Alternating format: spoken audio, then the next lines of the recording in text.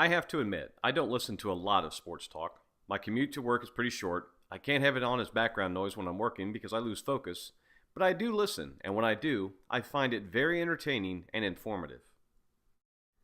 As you can see, sports talk radio is not going away anytime soon.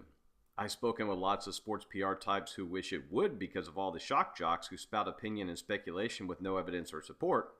But those same PR folks also recognize when sports talk is done well, it can be a wonderful tool for sharing information and starting a discussion. While sports talk is primarily a radio format, some cable companies are televising the shows.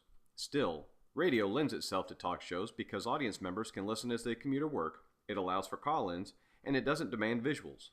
I provided 5 keys to success. Obviously, you need to be an expert on current events in sports. Again, hard evidence and solid reporting takes this from your opinion to an informative show. You do need to have a list of hot topics to discuss, but do be flexible. You never know when breaking news is going to hit, or a caller is going to raise an interesting point you hadn't considered. Be polite. You will get some jerks who call, or some who call with really asinine thoughts. Accept that. If they are rude or swear, that is why you have a producer and a 5 to 7 second delay. It's okay to argue and debate with your callers, but remember, you are the professional. Act like it. And finally, be creative.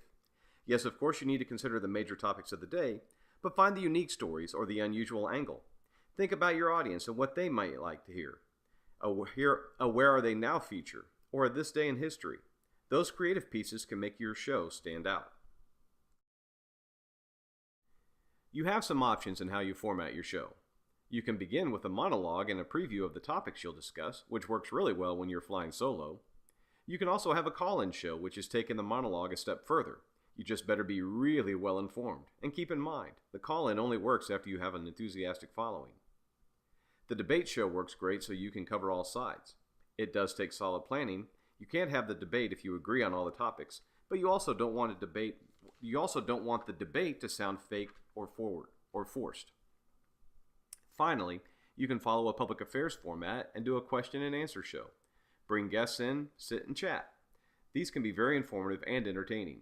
Do keep in mind these won't likely work if you have a daily show, but they are great for weekly shows or shows that are going to be repeated throughout the week. So the big question, as you prepare your show, what will you do to make yours different? How will you stand out? Lots of formats have been the same for generations, so we need to find something that's going to make yours unique. Give it some thought. Remember, we have a radio station and a television station here at the university. This is a chance to be creative and establish yourself as a well-rounded sports reporter. So find a friend or two, come up with a plan, get together, and start producing your own sports talk show.